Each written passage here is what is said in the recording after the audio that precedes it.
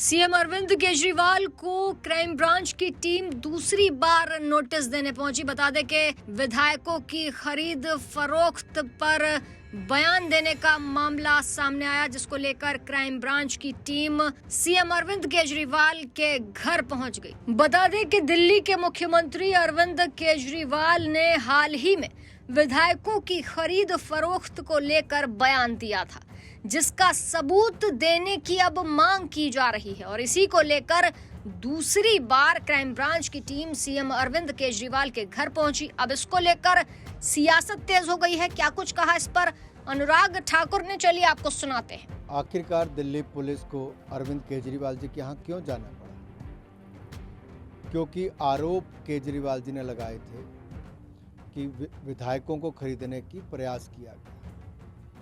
आखिरकार ये हवा में ही आरोप लगे थे और इसके सबूत तो उनको देने ही चाहिए। उनके ही प्रवक्ता ने उन्होंने कहा था कि उनके पास ऑडियो भी है, सब सबूत भी हैं। तो अब देश को और पुलिस को बताने का समय आया कि क्या सबूत उनके पास है, नहीं तो एक बार फिर उनकी पोल खुलने वाली है। जैसा पूर्व में भी केजरीवाल जी ने झूठे आरोप लगाए और एक नहीं अनेक बार नेताओं से माफ़ी मांगी, अदालत में माफ़ी मांगी और उनका चेहरा बेनकाब हुआ है कि वो अपने शराब के घोटाले के भ्रष्टाचार को बचाने के लिए, उससे ध्यान भटकाने के लिए भारतीय जनता पार्टी पर झूठे आरोप लगाते हैं। ईडी 5 बार उनको सम्मन देती है, उसका सामना नहीं करती है। वो अपने जिन मंत्रियों को ईमानदारी का सर्टिफिकेट देते हैं वो आज जेल में है, उनके उप मुख्यमंत्री, उनके सांसद जेल में हैं। और देश की जनता आम आदमी पार्टी का असली चेहरा जान चुकी है कि वो भ्रष्टाचार भी करते हैं और झूठ भी बोलते हैं। केजरीवाल जी को जवाब देना चाहिए, सबूत देने चाहिए, नहीं तो एक बार फिर भारतीय जनता पार्टी और देश से माफ़ी मांगनी चाहिए। तो देखा आपने कि अनुराग ठाकुर ने साफ तौर पर कहा कि अगर ये बात सच है तो सीएम अरविंद केजरीवाल इस बात का सबूत दे दें। वहीं सियासत जब इस पर बढ़ने लगी तो सभी की प्रतिक्रियाएं सामने आने लगी। अब इस पर बीजेपी नेता शहजाद पूनावाला ने क्या कुछ कहा, चलिए आपको सुनाते हैं। अरविंद केजरीवाल और आम आदमी पार्टी केवल भ्रष्टाचार के बेताज बादशाह नहीं है, बल्कि झूठों के महासरदार भी है। और इसीलिए झूठ बोलना, हिट एंड रन करना, स्कूट एंड शूट करके निकल जाना, ये उनकी फितरत और डीएनए का हिस्सा बन चुका है। ये वही लोग हैं जो 1 साल पहले आरोप लगाते थे कि 800 करोड़ रुपए भारतीय जनता पार्टी ने जमा करके रखे हमारी पार्टी तोड़ने के लिए। हमारे पास ऑडियो टेप है, आज तक वो ऑडियो टेप आया नहीं है, किसी टीवी चैनल पर ब्रॉडकास्ट नहीं करते।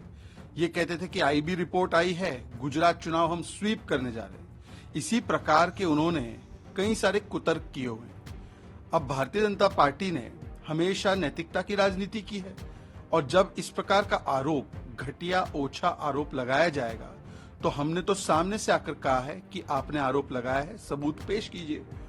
अब इसी से पता चल रहा है अरविंद केजरीवाल जिस प्रकार से भाग रहे हैं, अपनी बातों का सबूत देने से इनकार कर रहे हैं, मतलब ये आरोप भी झूठा है। परंतु ये ABCD है केजरीवाल की।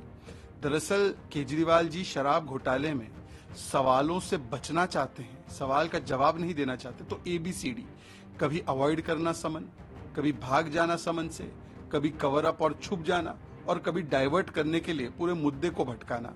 ये डाइवर्जनरी टैक्टिक है। हम तो सवाल शराब घोटाले पर पूछते रहेंगे कि केजरीवाल जी बताइए कि शराब घोटाले में इतना बड़ा करप्शन आपने क्यों किया। और चाहे दारू हो, चाहे दवाई हो, मोहल्ला क्लिनिक में ऐसा कोई विभाग नहीं जिसको केजरीवाल ने लूटा नहीं। बता दें कि इस दौरान माना जा रहा है कि आतिशी भी इस मामले में शामिल हैं, जिनके घर भी क्राइम ब्रांच की टीम पहुंची। सीएम अरविंद केजरीवाल के घर भी क्राइम ब्रांच की टीम पहुंची। अब देखने वाली बात ये होगी कि ये मामला आगे क्या मोड़ लेगा, क्योंकि विधायकों की खरीद फरोख्त को लेकर बयान देना फिलहाल सीएम अरविंद केजरीवाल को भारी पड़ता हुआ नजर आ रहा है।